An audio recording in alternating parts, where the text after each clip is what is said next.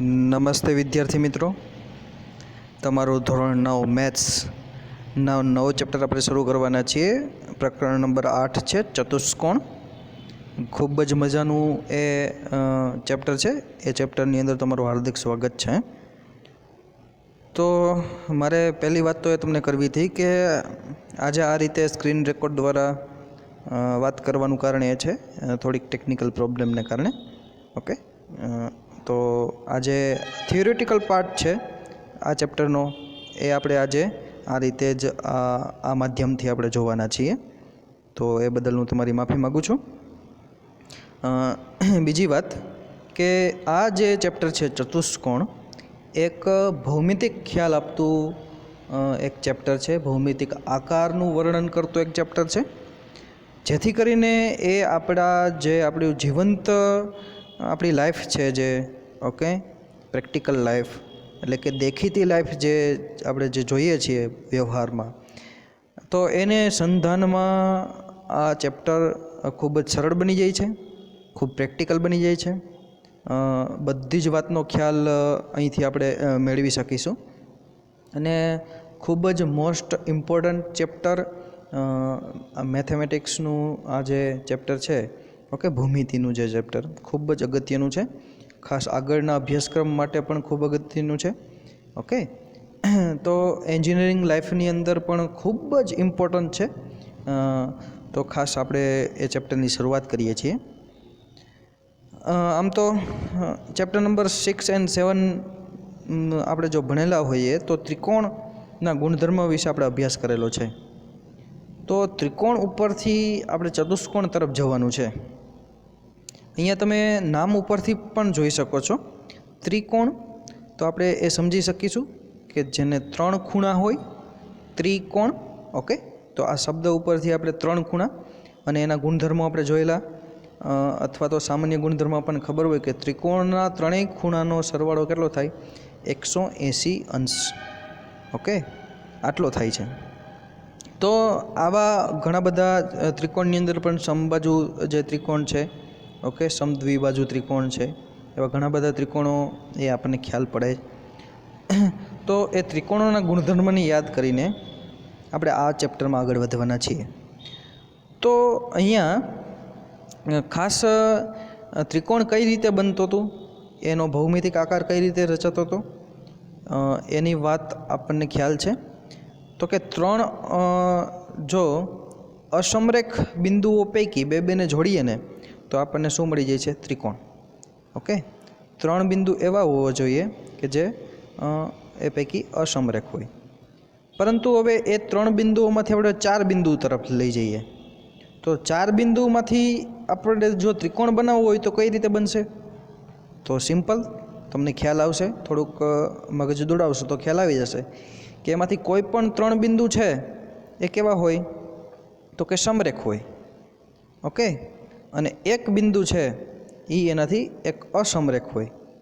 તો આપણને એ ત્રિકોણ છે એની ભૌમિતિક આકાર તમને દેખાય છે. અહીંયા આકૃતિ નંબર 2 છે, ડાયાગ્રામ 2, એ તમે જોઈ શકો છો. 3 બિંદુ કેવા છે? સમરેખ છે. અને એક બિંદુ એનાથી વિરુદ્ધ અસમરેખ છે. તો એમાંથી ઉદ્ભવતી જે રચના છે તમને ખ્યાલ આવી ગયું કે એ ત્રિકોણ છે. 4 બિંદુથી ઉદ્ભવતી બીજી ઘણી બધી રચનાઓ જોઈ શકીએ છીએ. ત્રિકોણ તો ઉદ્ભવે છે, સાથે સાથે તમે જોઈ શકો છો કે જો એ 4 બિંદુઓ સમરેખ હોય તો એક રેખાખંડ તમને મળે છે. અહીંયા પહેલા ડાયાગ્રામમાં તમે જોઈ શકો છો. બીજા ડાયાગ્રામની આપણે પહેલાં વાત કરી શા માટે? તો કે ત્રિકોણ આપણે સમજતા હતા તે માટે. તો અહીંયા ડિસ્ક્રિપ્શનમાં લખેલું જ છે, તમે જોઈ જ શકો છો. વાત હું વાંચી પણ શકું છું કે જો બધા બિંદુઓ સમરેખ હોય એક જ રેખામાં તો એ રેખાખંડ મળે છે. 4માંથી કોઈ પણ 3 બિંદુ સમરેખ હોય તો એ ત્રિકોણ મળે છે. આકૃતિ બીજી તમને જોઈ શકો છો. પરંતુ હવે આગળ એનાથી વિચારીએ કે 4 બિંદુ લીધા છે, 4 બિંદુનું હજી કંઈ બીજું અરેન્જમેન્ટ થઈ શકે? તો કે હા, 4માંથી કોઈ પણ 3 બિંદુ સમરેખ ન હોય, એટલે કે અસમરેખ હોય. રેડી?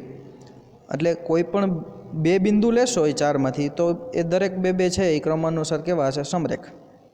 પરંતુ એમાંથી ઓછાના 3 બિંદુઓ જો અસમરેખ થઈ જાય ઓકે, તો એ તમારી પાસે ઉદ્ભવતી જે આકૃતિ છે ને એ બે ટાઈપની મળશે. અહીં તમે જોઈ શકો છો, ત્રીજો ડાયાગ્રામ અને ચોથો ડાયાગ્રામ. એ બે વાતો છે એ કેવી છે કે એમાંના 3 બિંદુઓ કેવા છે? અસમરેખ છે. અને એ તમે જોઈ શકો છો 4 પૈકીના 3 અસમરેખ હોય તો તમને ત્રીજી અને ચોથી આકૃતિ ઉદ્ભવ થાય છે. તો આ ત્રીજી અને ચોથી આકૃતિને શું કહેવાય? ઓકે, એ આપણા ચેપ્ટરનો મૂળભૂત પાયો છે. તો આ 4 બિંદુઓને ક્રમાનુસાર જોડો તો એ જે બંધ આકૃતિ બને છે એને કહેવાય ચતુષ્કોણ, ક્વાડ્રિલેટરલ. ઓકે, આ એનું ઇંગ્લિશ નેમ છે ચતુષ્કોણ. ચતુ મતલબ 4 અને કોણ મતલબ ખૂણા.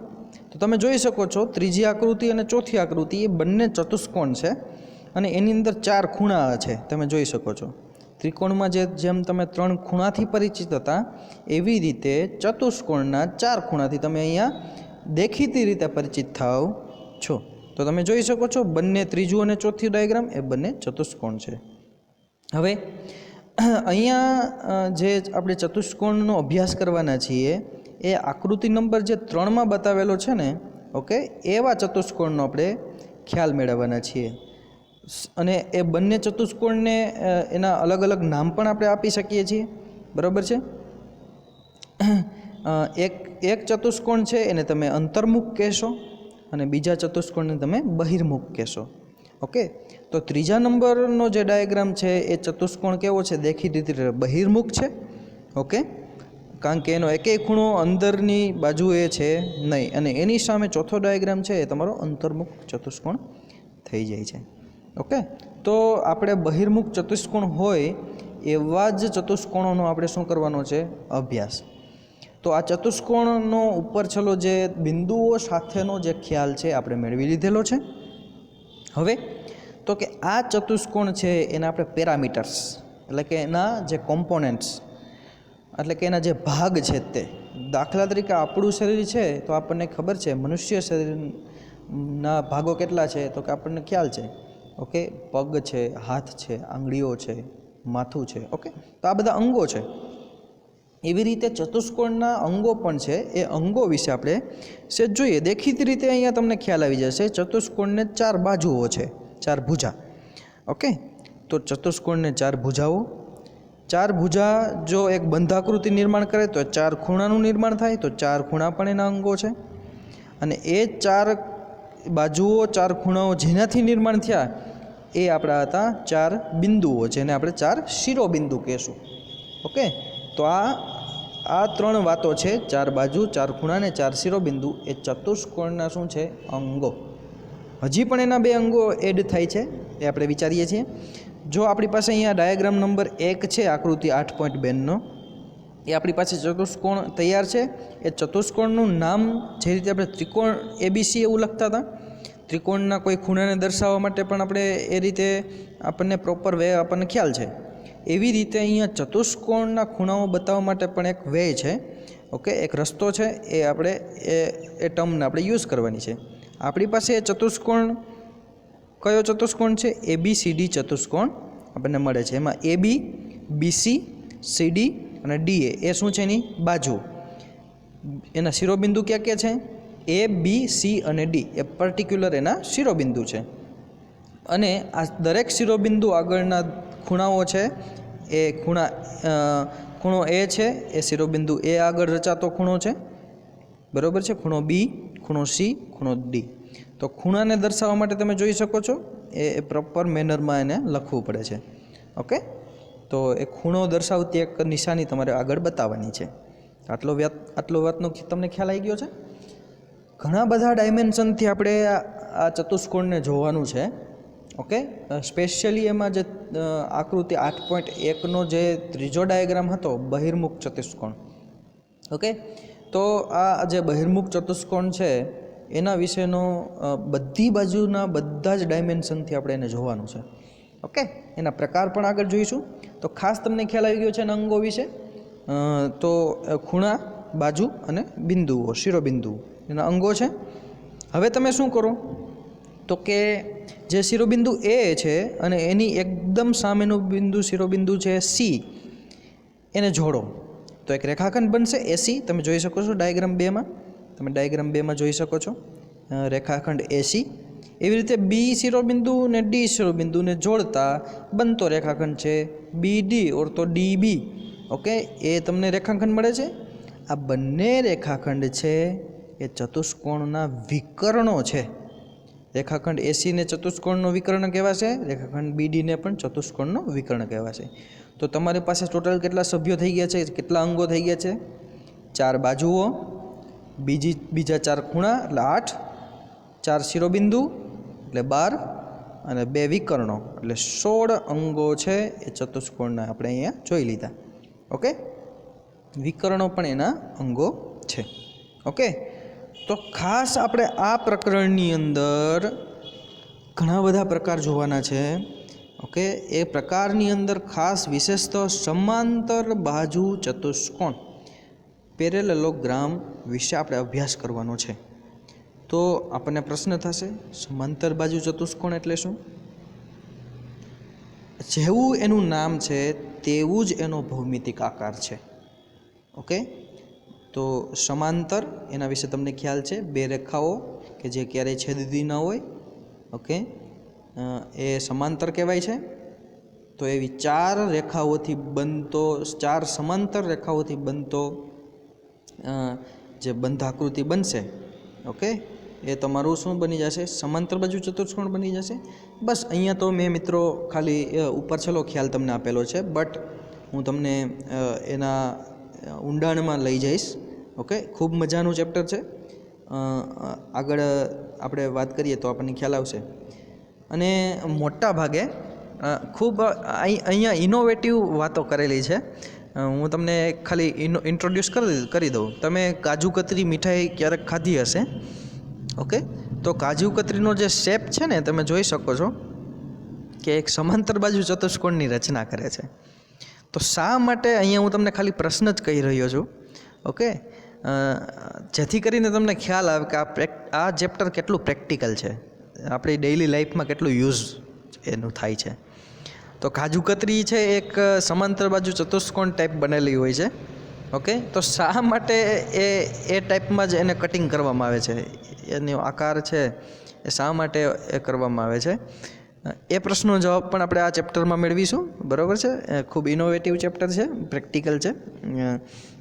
બીજું તમને જોઈને નવાઈ લાગશે કે આપણે જે ચતુષ્કોણ અથવા તો જે સમાંતર બાજુ ચતુષ્કોણનો અભ્યાસ કરવાના છીએ ને, એ આપણી આજુબાજુમાં નજર નાખો ને તો તમને દેખાઈ જાય. ઓકે, દાખલા કે ચતુષ્કોણ આકારની પુષ્કળ વસ્તુઓ જોવા મળે. લાઈક તમે જે વર્ગખંડમાં બેઠા હોય છો તે વર્ગખંડનું ભોંયતળિયું, એની દિવાલો, એના છત, એની બારીઓ, તમારી સામે જે વ્હાઇટ બોર્ડ છે અથવા તો જે બ્લેક બોર્ડ છે તે, ડસ્ટરની સપાટી, પુસ્તકના દરેક પાનાની સપાટી, આ તમે જે બેન્ચ ઉપર બેઠા હોય એ બેન્ચ, બરાબર છે, એની બાજુઓ. તો આ દરેક વસ્તુ તમે જોવો છો તો એ કેવી છે? મોટા ભાગે ચતુષ્કોણ આકારની. ઓકે, તો તમને ખ્યાલ આવી ગયો છે ચતુષ્કોણનો કેટલો બધો અહીંયા એ પ્રેક્ટિકલ લાઈફમાં કેટલો બધો આ ચેપ્ટરનો યુઝ થાય છે. બીજું, ઇન્ડસ્ટ્રી લેવલે વિદ્યાર્થીઓ, ઇન્ડસ્ટ્રી લેવલે આ ચેપ્ટર, આ ચતુષ્કોણનો ખ્યાલ કેટલો અગત્યનો છે એ હું તમને ખ્યાલ આપું. લાઈક તમને ખબર છે કે આપણું જે ફર્નિચર છે, ઓકે, એ મોટાભાગે તમે આ બેચ જોઈ કે બ્લેકબોર્ડ જોઈ કે વ્હાઇટ બોર્ડ, એ આપણું ફર્નિચર છે, બારીઓ છે, દરવાજા છે, આ બધું ચતુષ્કોણ આકારનું છે.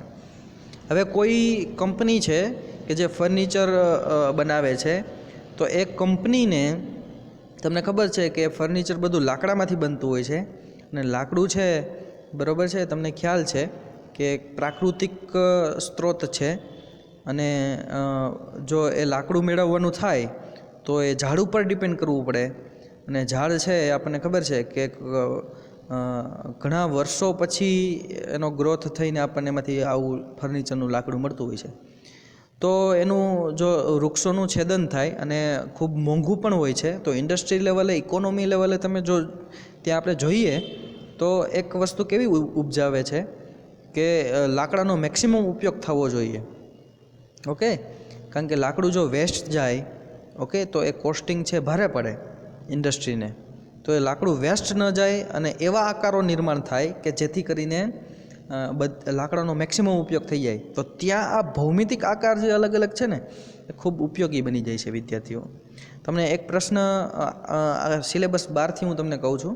ઓકે, દાખલા કે તમને ખ્યાલ છે કે આપણે જે પેન્સિલ યુઝ કરીએ છીએ, ઓકે, એ પેન્સિલ જે છે એ તમે જોતા હશો મોટા ભાગે ષટકોણ આકારની હોય છે. ઓકે, 6 ખૂણા હોય છે, એને ષટકોણ કહેવાય છે. ષટ એટલે કે 6 અને કોણ એટલે કે ખૂણા. એવો જે આકાર છે એ ષટકોણ આકાર. તો એ ષટકોણ આકારની તમે જોતા હોય તો એ પેન્સિલ શા માટે ષટકોણ આકારની હોય છે? બરાબર.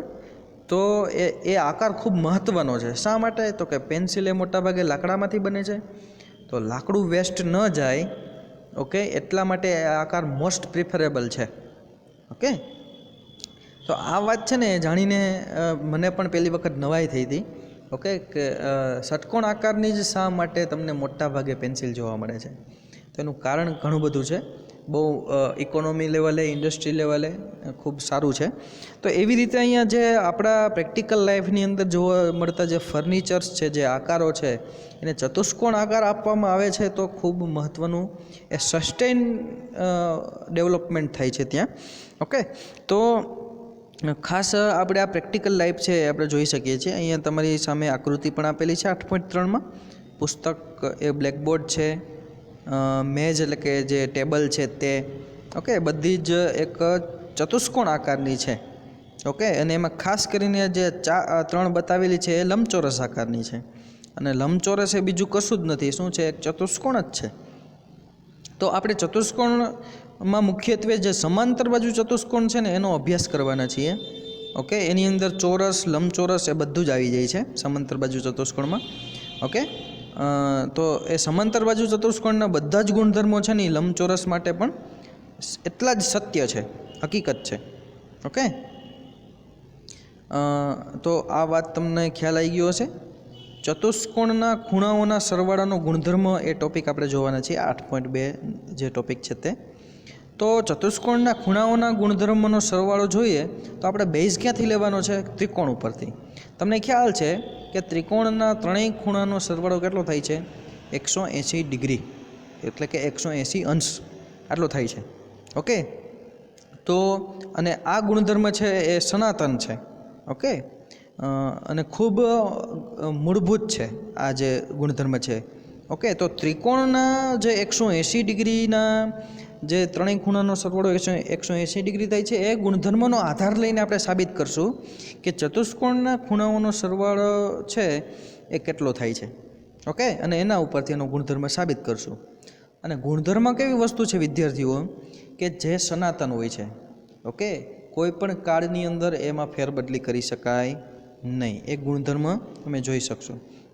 હવે આપણી પાસે જે ABCD ચતુષ્કોણ છે, હવે એ ચતુષ્કોણ કયા પ્રકારનો છે આપણે અહીંયા વર્ણન કરતા નથી, પણ આપણે શું કરશું? એ ચતુષ્કોણમાં, ABCD ચતુષ્કોણમાં એના વિકર્ણ દોરશું. એક વિકર્ણ દોરીએ. AC વિકર્ણ તમે આકૃતિ 8.4માં જોઈ શકો છો.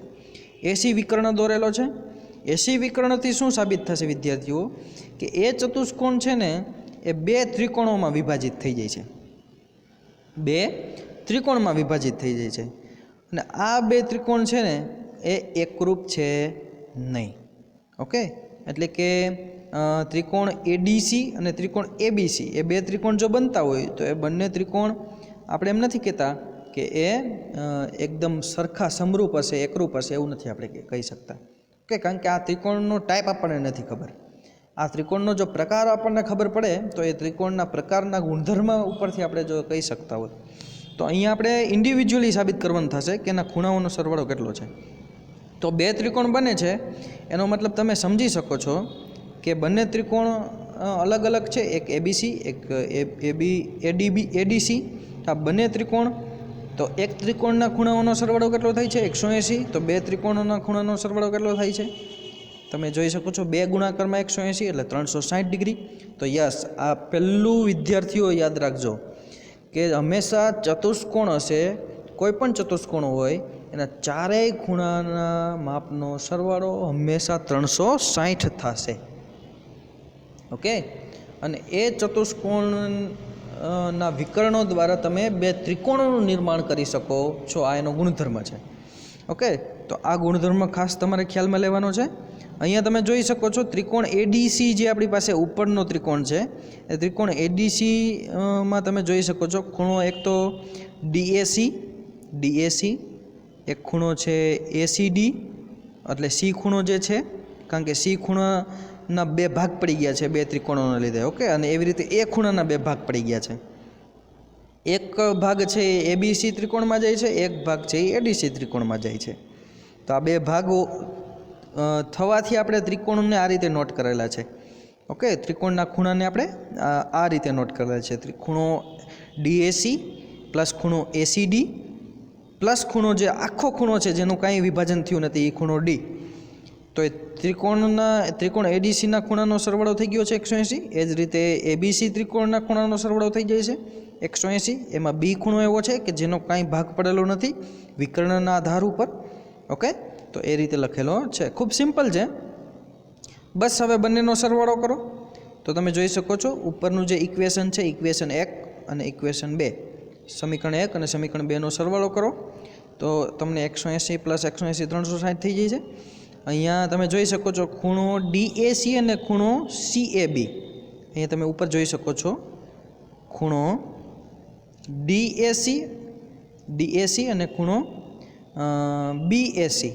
તો એનાથી ખૂણો આખો એક બની જાય છે, ખૂણો એ, કારણ કે વિકર્ણ એસી દ્વારા જે એ ખૂણાના ભાગ પડેલા હતા એ બે ખૂણાના ભાગ એને આપણે લખેલા છે, ખૂણો ડીએસી અને ખૂણો બીએસી.